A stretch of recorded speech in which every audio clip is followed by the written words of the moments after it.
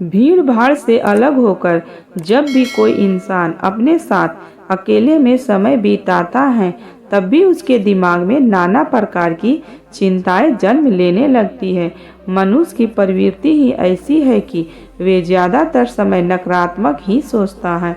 अपने लक्ष्य को कैसे प्राप्त किया जाए ये सोचने की बजाय वे ये सोचता है कि अगर लक्ष्य पूरा नहीं हुआ तो मैं क्या करूँगा, और इस प्रकार की नकारात्मक विचारधारा के साथ जीवन परांत डर डर के जीता रहता है। अगर पूरी बुद्धिमानी और सजगता के साथ इस डर को समझा जाए तो यही डर इंसान के पतन का कारण बनता है। ऐसा मनुष्य जो खुद पर संशय करता है, खुद पर संदेह करता है, भला वे कैसे सफल हो सकता है। लेकिन बुद्धिमानी से अगर इस डर का उपयोग किया जाए तो यही डर उसकी सबसे बड़ी ताकत बन सकती है। काश केवल एक बार उसने खुद पर विश्वास किया होता तो उसे मालूम होता कि उसके डर में ही उसकी ताकत का रहस्य छुपा है। यह कहकर सन्यासी चुप हो गया और चुपचाप अपने कदमों पर ध्यान लगाते हुए जंगली घास पे आगे बढ़ने लगा। संध्या का समय था। सन्यासी और एक लकहाड़ा जंगल में से होकर गांव की तरफ निकल रहे थे। सन्यासी के ये शब्द लकहाड़े को कुछ समझ में नहीं आया। वे सोच रहा था कि डर से ताकत कैसे हो सकती है। डर तो आदमी को कमजोर बनाता है। अपनी मन की उत्सुकता को जब वो काबू नहीं कर सका तो उसने सन्यासी से पूछा कि महात्मा, आप ये क्या कह रहे हैं कि डर से ताकत होती है? डर तो आदमी को कमजोर बनाता है। उसे तो अपनाए अपनी बात को पूरी कर पाता। उससे पहले ही उसे एक शेर की दहाड़ सुनाई दी। शेर की गर्जन सुनकर लकहाड़े का रोम रोम कांप गया। उसके कान खड़े हो गए। जंगल से आती एक आहट उसे साफ सुनाई दे रही थी। उसके कदम वहीं पर जम गए थे। वो भी नहीं पा रहा था। उसे पता था कि थोड़ी सी हरकत उसकी जान जोखिम में डाल सकती है। उसका दिल तो तेजी से साथ धड़क रहा था, लेकिन फिर भी वे अपनी सांसों पर काबू पाने का प्रयास कर रहा। कुछ देर बाद जब खतरा टल गया तब सन्यासी ने कहना शुरू किया। सन्यासी ने कहा कि अभी जब तुम डरे हुए थे तो तुम्हारे शरीर का रोम रोम जाग गया था। जंगल से आ रही छोटी से छोटी आहट पर भी तुम्हारा ध्यान लगा हुआ था। तो इस प्रकार अपने मन के डर के कारण तुम होश में आ पाए, तुम पूरा ध्यान लगा पाए। इससे पहले जब तक तुम्हें शेर की दहाड़ सुनाई नहीं दी थी तब तक तुम अपने विचारों में खोए हुए थे, लेकिन जैसे ही तुम्हें शेर की दहाड़ सुनाई दी वैसे ही तुम्हारे सारे विचार गायब हो गए। हम वर्तमान में उपस्थित हो गए थे। यदि तुम्हें अभी शेर से बचकर भागना होता या फिर उससे लड़ना होता तो तुम्हें अपने शरीर की वो क्षमता देखने को मिलती जो आज तक जीवन में तुमने खुद भी महसूस नहीं की होगी। जब कोई कुत्ता तुम्हारे पीछे दौड़ता है उस समय तुम्हारी जो रफ्तार होती है वे तुम्हारी आम जिंदगी से कहीं ज्यादा होती है। साधारण जीवन में तुम इतने तेज नहीं दौड़ पाओगे जितना कि एक कुत्ते के सामने दौड़ पाओगे। ये ताकत कहे या अपनी शरीर की क्षमता अभी देखने को मिलती है।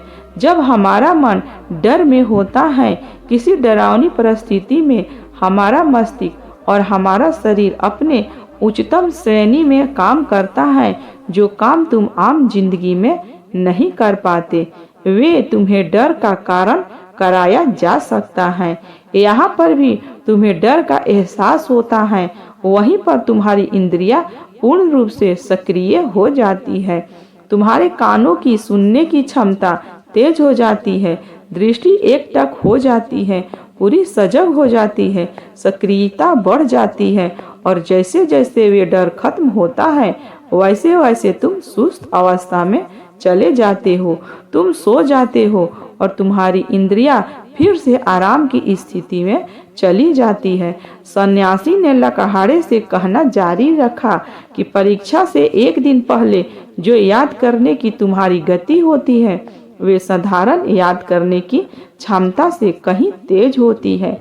सिर्फ एक बार याद किया हुआ तुम्हें परीक्षा के समय याद रह जाता है और तुम जानते हो कि ये सब परीक्षा के डर से ही होता है। इसीलिए डर को दूर करने की जगह इंसान को ये सोचना चाहिए कि वे अपने डर को ताकत कैसे बना सकते। सुख और दुख, प्रकाश और अंधेरा एक ही सिक्के के दो पहलू होते हैं, उसी प्रकार डर और ताकत भी एक ही सिक्के के दो पहलू होते हैं। जिस प्रकार रोशनी के बिना अंधेरा पूर्ण नहीं होता, सुख के बिना दुख पूर्ण नहीं होता, उसी प्रकार डर के बिना ताकत का भी कोई महत्व नहीं है। लकहाड़ा सन्यासी के ज्ञान से बहुत प्रभावित हुआ, उसके चरणों में नतमस्तक हो गया और उनसे पूछा कि महात्मा, अंधेरे के तो दिया जलाकर रोशनी से भरा जा सकता है, लेकिन अपने डर को ताकत में कैसे बदले, इसके लिए कोई उपाय बताए। इस पर सन्यासी ने कहा कि डर दो प्रकार के होते हैं। सबसे पहला मानसिक डर और दूसरा शारीरिक डर। सन्यासी ने लकहाड़े को समझाते हुए कहना शुरू किया कि मान लो तुम्हें जंगल से होकर गुजरना है और अचानक तुम पाते हो कि तुम्हारे मन में शेर का ख्याल आ गया। अभी तक प्रत्यक्ष रूप में शेर तुम्हारे सामने नहीं आया है, ना उसका कोई अंदेशा नहीं है कि जंगल में शेर मौजूद है, लेकिन शेर का ख्याल आने से तुम्हारे मन में एक डर पनप गया। अब तुम्हारा उठने वाला एक एक कदम उसकी डर से भसीभूत होगा। हर समय तुम्हारे मन में यही ख्याल चलेगा कि कहीं शेर ना आ जाए। शेर वर्तमान में तुम्हारे सामने नहीं है, यह तुम्हारी बहुविषय की कल्पना है। इसी प्रकार जो मनुष्य अतीत और भविष्य की चिंताएं में डूबा रहता है, वे मानसिक डर का शिकार होता चला जाता है। इसी विडंबना के कारण वे अपने जीवन में जितने भी निर्णय लेता है, वे सारे मानसिक डर से ग्रसित होते हैं। इसीलिए ज्यादातर मनुष्य पूर्ण रूप से अपने निर्णय पर भरोसा नहीं कर पाते हैं और यही निर्णय या फिर फैसले जो आधे मन से लिए जाते हैं, मनुष्य के कार्य को पूरा नहीं होने देते। लेकिन यह भी सत्य है कि मानसिक डर के कारण ही इंसान अपनी तैयारी पूरी करता है। अगर तुम्हारे मन में शेर का ख्याल नहीं आएगा तो तुम शेर से सुरक्षा के लिए कोई भी कदम नहीं उठा पाओगे, लेकिन अगर तुम्हें शेर का ख्याल आ गया तो तुम उससे सुरक्षा के लिए कोई ना कोई तरीका जरूर अपनाओगे। तो इसीलिए मानसिक डर बेकार नहीं होता, वे अपनी सुरक्षा को और ज्यादा मजबूत भी करता है।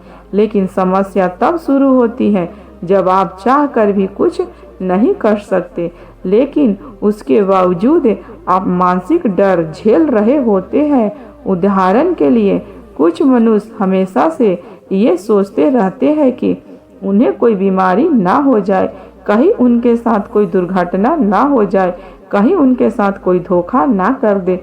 लेकिन इन सब घटनाओं पर उनका कोई जोर नहीं होता है, ये उनके हाथ में नहीं होता है। अगर दुर्घटना होनी होगी तो होकर ही होगी, अगर बीमारी होनी होगी तो होगी ही।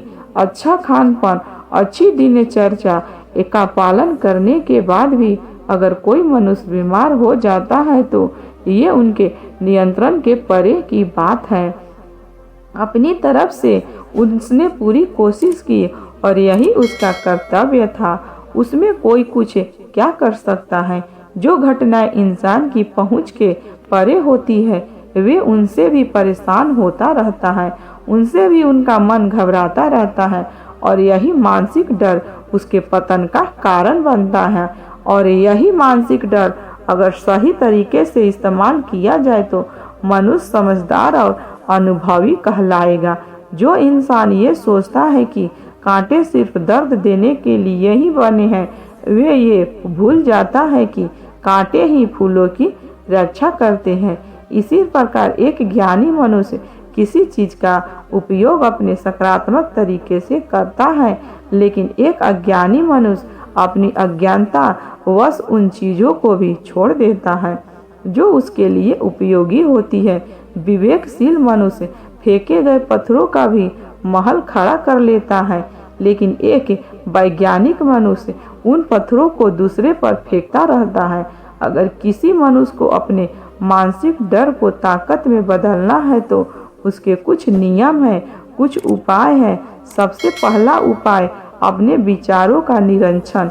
अगर हम अपने जीवन में अपने विचारों का निरीक्षण करेंगे तो हम पाएंगे कि ज़्यादातर विचार हमारे काल्पनिक होते हैं और इसीलिए जो डर उनके विचार का कारण पनपता है वो भी काल्पनिक होता है। ज़्यादा सोचने वाले लोग को जब सोचने के लिए कुछ नहीं मिलता तो वे निरर्थक बातों के बारे में सोचने लगते और वे बेकार के विचार उसे तो परेशान करते ही हैं, साथ के साथ उसके परिजनों को, उसके सगे संबंधियों को भी परेशान करते हैं। इसीलिए ज़्यादा सोचने वाले लोगों को यह समझाना चाहिए कि मन में उठ रहे तमाम विचारों में से काम के विचार कौन से हैं और बेकार के विचार कौन से हैं। यह निरर्थक विचार हो उन्हें दूर करते जाओ और जो सार्थक विचार हो उसको गहराई से सोचना शुरू करो, तभी तुम्हारी समस्या के, तुम्हारी उलझनों के उपाय निकलेंगे। मानसिक डर को दूर करने का दूसरा उपाय है उसका सामना करना। इसका मतलब यह नहीं कि तुम शेर के सामने जाकर खड़े हो जाओ, बल्कि इसका मतलब यह है कि तुम पूर्ण सुरक्षा के साथ तुम जंगल में जा रहे हो। यदि जंगल में जाना बहुत आवश्यक है तो तुम शेर के डर से अपने घर पर नहीं बैठ सकते हो। इसी प्रकार मनुष्य के जीवन में बहुत सारे डर होते हैं, जैसे कि परीक्षा का डर, लक्ष्य न पाने का डर, झूठ बोलने का डर, सच में पता लग जाने का डर, अपने को खो देने का डर, दुर्घटना हो जाने का डर। लेकिन जैसे जैसे समय के साथ इन डरों का सामना किया जाता है वैसे वैसे इन डर जीवन से दूर हो जाते हैं। अगर तुम इनसे बचने का प्रयास करते हो तो ये जीवन भर तुम्हें सताते रहेंगे। ये तभी दूर हो सकते हैं जब तुम इनका सामना करो। कुछ लोगों को तो दूसरे के सामने खुलकर बात करने में भी डर लगता है। ऐसे लोग अनजान लोगों से बात करनी चाहिए। जितना ही वे लोगों से बात करेंगे उतना ही उनके मन का डर दूर होता जाएगा। मानसिक डर को ताकत में बदलने का तीसरा उपाय है अपने डर को स्वीकार करना। बहुत से लोग अपने जीवन में अपने डर को स्वीकार ही नहीं कर पाते। अगर आप उनसे पूछेंगे कि उन्हें किस चीज़ से डर लगता है तो वह साफ इनकार कर देंगे कि उन्हें किसी चीज़ से कोई डर नहीं लगता। लेकिन दूसरों की नज़र में ऊंचा उठने के लिए ये झूठ उन्हें बहुत महंगा पड़ जाता है। अगर वो अपने डर को स्वीकार करना नहीं सीखेंगे तो वे जीवन प्रयत्न उस डर से मुक्त नहीं हो पाएंगे। इसीलिए समझदारी इसी में है कि अपने डर को स्वीकार कर लिया जाए। अगर आपको किसी चीज़ से डर लगता है तो किसी से शर्माने की या झिझकने की ज़रूरत नहीं है। हर मनुष्य को, हर इंसान को किसी न किसी चीज़ से डर लगता ही है और आप पाएंगे कि जैसे ही आप अपने डर को स्वीकार करते हैं वैसे ही उसका डर खत्म होना शुरू हो जाता है। और जितना ही आप अपने डर को छुपाने की कोशिश करेंगे आपका डर उतना ही मजबूत होता चला जाता है। ये सारे तरीके तुम्हारे मानसिक डर को दूर कर सकते हैं, लेकिन शारीरिक डर को दूर करने के लिए तुम्हें दूसरे तरीके अपनाने होंगे। सबसे पहले यह समझो कि शारीरिक डर कौन सा होता है। मान लो तुम किसी जंगल से गुजर रहे हो और अचानक तुम्हारे सामने शेर आ जाता है।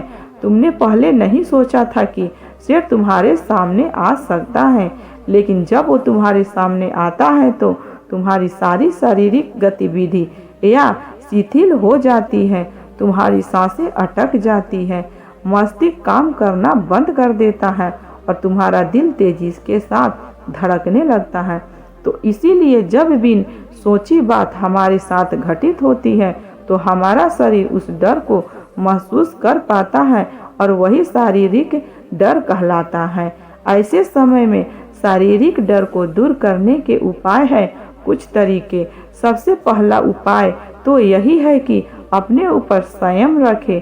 जब किसी मनुष्य के साथ बिन सोची बात घटती है तो सबसे पहले उसका संयम टूट जाता है और संयम टूटने के साथ उसका मानसिक काम करना बंद कर देता है और इसी वजह से सोचने वाले और समझने की प्रक्रिया भी रुक जाती है, क्योंकि हमारा शरीर उसी प्रकार कार्य करेगा इस प्रकार हमारा मस्तिष्क उसे निर्देश देगा।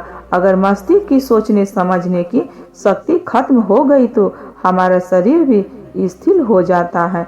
इसीलिए अगर कठिन समय में मनुष्य अपने ऊपर संयम रखता है तो उसका मस्तिष्क सही तरीके से काम करता है और वे सही निर्णय लेकर उस परिस्थिति से तत्काल बाहर आ सकता है। यहाँ पर दूसरा उपाय समझने का यह है कि जीवन में कुछ भी घटित हो सकता है। जीवन में बड़ा चमत्कारी हो सकता है। वे हमारी सोच के अनुरूप नहीं चलता बल्कि उनमें कुछ भी हो सकता है और यही जीवन की खूबसूरती होती है। अगर आपको आज ही पता चल जाए कि आने वाले 10 साल तक अब क्या कर पाओगे तो आपकी जीवन में से रुचि खत्म हो जाएगी। लेकिन अगर जीवन एक रहस्यमय किताब की तरह बना रहेगा तो आप अपने जीवन से कभी नहीं थकेंगे। आपका जीवन आपको आश्चर्यचकित करता रहेगा। इसीलिए यह समझो कि जीवन में कुछ भी घटित हो सकता है, तुम्हारी सोच से परे भी घटित हो सकता है। इसीलिए कुछ अनुमान मत लगा लेना है। किसी सोच को लेकर सन्यासी ने अपनी बात खत्म करते हुए कहा, इन तरीकों से तुम अपने मानसिक और शारीरिक डर को दूर कर सकते हो और आनंद से भरा हुआ जीवन जी सकते हो। तो दोस्तों, ये कहानी आपको कमेंट सेक्शन में कमेंट करके जरूर बताना है। नमो बुद्धाय।